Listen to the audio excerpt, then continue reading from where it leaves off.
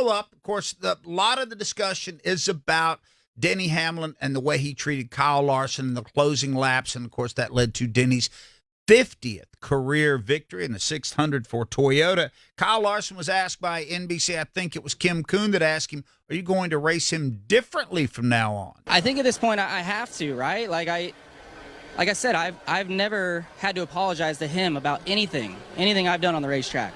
I can count 4 or 5 times where he's had to reach out to me to be like, oh man, sorry, I put you in a bad spot there, or whatever. And so eventually, like he says, you got to start racing people a certain way to get the respect back. So, I mean, he pulled the same move on Ross last year, which Ross probably deserved it, right? With all the stuff that he's done to Denny in his career. I haven't done that to Denny, so I don't think I deserve to be run into before I ever got to the wall. It is what it is. It's often said love means you never have to say you're sorry, but apparently racing doesn't work there, Brad. You have to say you're sorry a lot.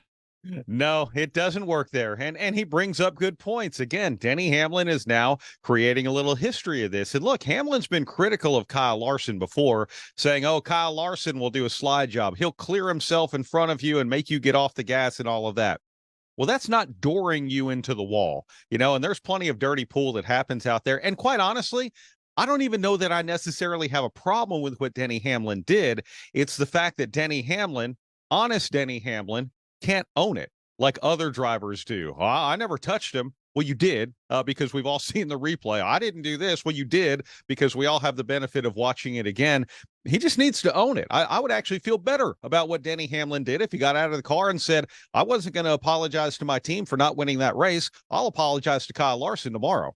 Yeah, I think the big point here is the fact that he has been so vocal about what is appropriate and not appropriate on the racetrack. And if you go back to some of his sound bites from post-race or his podcast or any of the other place where he airs these grievances, what he did on the racetrack is exactly what he's talked against several times. So I don't know, to your point, Brad, if it's necessarily that specific move that happened yesterday, or if people would be so angry about it if there wasn't all of these other things that happened leading up to it, sound bites in the media, things like that. So, you have to look at it with a different scope because of all of those things that have happened. People who live in glass houses. Exactly. Watch out for those stones there, Denny Hamlin. By the way, you heard in a clip that we played earlier from NBC, Denny getting resoundingly booed. What does he think of that? I'm just too old to care. Fandom doesn't give me trophies. Fandom doesn't doesn't do the job for me. In my career, it just had some pivotal moments getting into guys when, they were super popular and I just kind of wasn't. So, I'm okay with it because the fans were passionate about what they saw. And I think if you were a Denny Hamlin fan, then maybe you'd probably hear the same thing, but it's just, I never really resonated with fans for whatever reason. I got here on hard work and the old-fashioned way. Alexis, I find that almost comical. I'm sorry. I don't know. That's an interesting soundbite to hear from Denny Hamlin. I mean, is there a reason maybe why you haven't resonated with? How do you say that word right, Doug?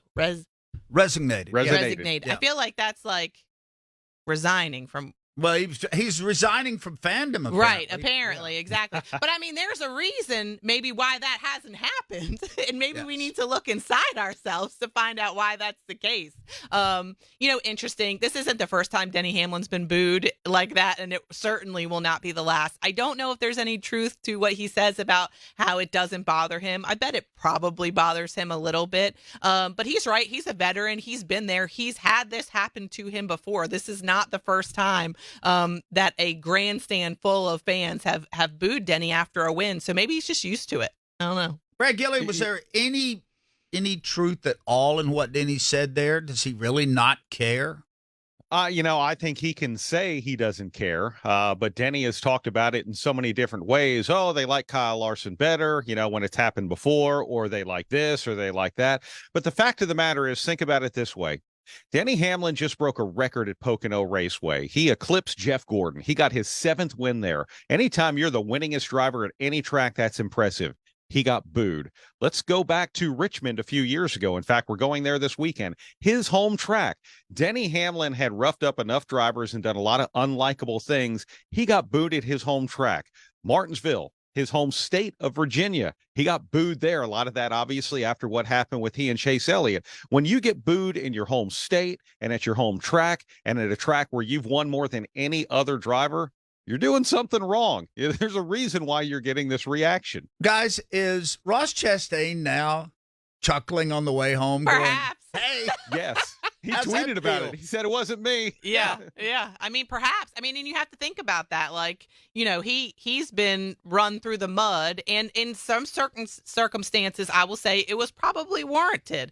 You know, from Ross Chastain, but he has to be sitting back thinking, "Gosh, I'm glad I'm not a part of this headline."